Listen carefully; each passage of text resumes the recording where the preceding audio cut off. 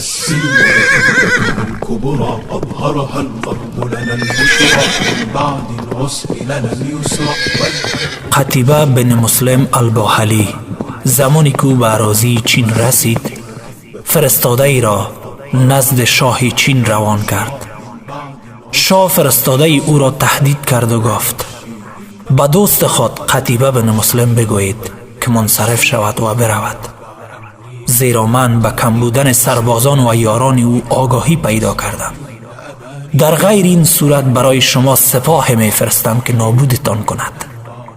سپس فرستاده قتیبه با کمال شجاعت و عزت به شاه این گونه پاسخ داد: چگونه ممکن است که ما یاران کم داریم، در صورتی که اولین سرباز ما اسبش در خاک شماست و آخرین سرباز ما در باغ‌های زیتون فلسطین قرار دارند. در ادامه پاسخ داد: و اما در مورد ترساندن ما به مرگ، ما در اینجا هستیم و اگر مرگ به سراغ ما بیاید با آغوش باز آن را میپذیریم. ما را از پیکار و جنگ و مردن نترسان و تهدید مکن که نه از آن بیم داریم و نه از آن میترسیم. پادشاه چین وقت سخنان قاطع فرستاده قتیبه را شنید، ترس بر او غلبه کرد و گفت: دوست شما قتیبه به چی چیزه راضی می شود؟ به پادشاه گفتند: او قسم خورده تا زمانی که پا در سرزمین شما نگذارد و پادشاهی شما را به پایان برساند منصرف نشود و یا جزیه بدهید.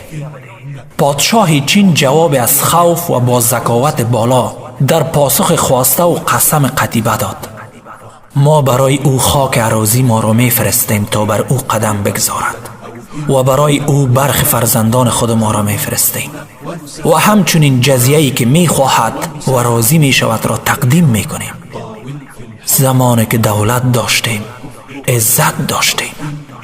إنا للموت ولدنا ونسابق في هذا الفخر ونسابق في هذا الفخر سنشن الغارة والغارة وسنكمن في كل مغارة والموت سنقتحم غماره وسننشد مولانا النصر وسننشد مولانا النصر سنشن الغارة والغارة وسنكمن في كل مغارة والموت سنقتحم غماره وسننشد مولانا النصر وسننشد مولانا النصر فانتظروا الرد القاسي من قول شديد الباس من بعد الليل الآسي قد آن بزوغ الفجر فانتظروا الرد القاسي من قول شديد الباس من بعد الليل الآسي قد آن بزوغ الفجر فانتظروا الرد القاسي من قول شديد الباس من بعد الليل الآسي قد آن بزوغ الفجر قد آن بزوغ الفجر.